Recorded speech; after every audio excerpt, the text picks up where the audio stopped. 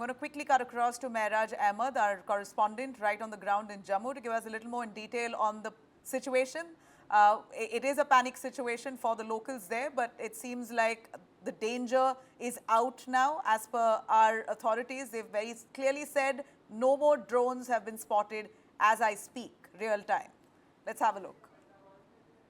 जम्मू के एयरपोर्ट के आसपास बड़े धमाके सुने गए थे, जिसके बाद जो वहां पे स्थानीय लोग हैं वो काफी डरे सहमे थे। बता दें आपको कि जम्मू के कुछ क्षेत्रों में जो है नेटवर्क भी अभी प्रभावित हुआ है, हालांकि जो है ब्लैकआउट कर दिया गया है। तो निस्संदेह ये जो बताया जा रहा है ड्रोन और मिसाइल से कलेक्टिवली जो था ये बताया जा रहा है कि ये हमला था, जिसको जो है एयर डिफेंस सिस्टम ने जो है विफल बना दिया है। लेकिन बता दें अभी भी जो है कुछ ड्रोन्स ऐसे भी आसमान में अभी है जिनको अभी जो एयर डिफेंस सिस्टम है वो निष्क्रिय कर रहा है। तो बता दें कि जम्मू के साथ साथ अब कश्मीर में भी जो इंपॉर्टेंट इंस्टॉलेशंस हैं सेना के, उनमें भी जो है अभी ब्लैकआउट कर दिया गया है। तो निसंदेह बता दें कि अभी जो जम्मू के बाद अरनिया, उसके बाद RS-पुरा और उसके बाद पठानकोट कहीं ना कहीं सीरीज लग रही है। और बता दें 1 दर्जन से ज्यादा, जैसा हमारे सहयोगी सुमित बता रहे थे, 1 दर्जन से ज्यादा ड्रोन जो है वो देखे गए, उनकी मूवमेंट देखी गई है।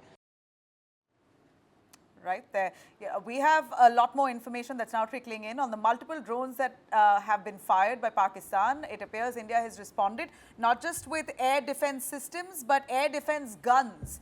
That's what we hear, and like very rightly, like our general said, that India is exploring multiple options in responding, and it seems like air defense guns have been pulled out to strike at some low-flying drones. Aditya, would you want to add more?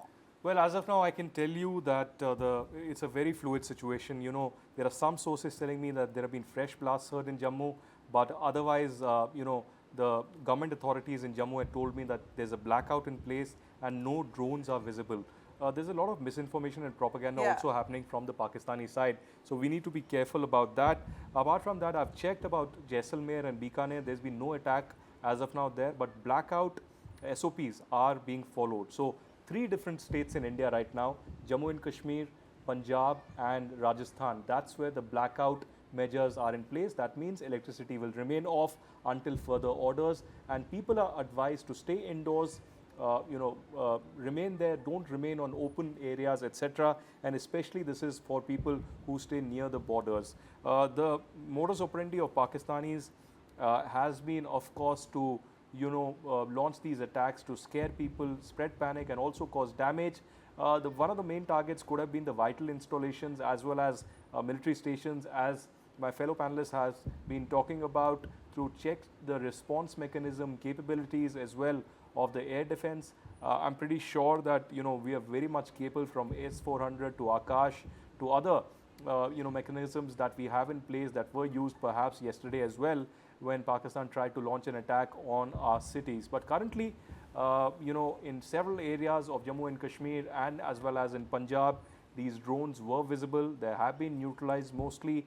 If at all there's been any damage or not will be clear perhaps in a few hours from now, when an analysis is being done by the authorities and the police locally. As of now, I'm also being told now that in Amritsar, there were drones that were spotted, red flares that were spotted as well over Jaisalmer. But as of now, no major attack that's been seen in Amritsar or in Jaisalmer or in Bikaner as of now. Well, this is clearly shocking that this has come at this point where India has very clearly said that the attack and response to Pahalgam was India striking some of the terror launch pads in Pakistan. Now, we saw how those same terrorists got state honors. Their funerals were carried out with state honors. Their army and their military in Pakistan were very much there, literally part of the funeral, saluting the convoy of those terrorists. So we really see that the army, the military in Pakistan have been hand in glove, and now that's been thoroughly exposed. And while India was getting back at those terrorists for what they did in Pahalgam, here's what we see. Pakistan refusing to, 1, admit, 2, playing the victim card, 3, carrying out heavy shelling and firing along the line of control, killing Indian civilians, and then claiming that India has been violating international law. Here we're looking at here we're looking at Pakistan, in fact, striking at our international border. Ambassador Prabhu, our international border has been targeted. Yes, indeed. When conflicts break out, then anything can happen. And escalation is always expected. Now, as I said in my first intervention, all the key decisions will have to be made by the chiefs of the three defense services.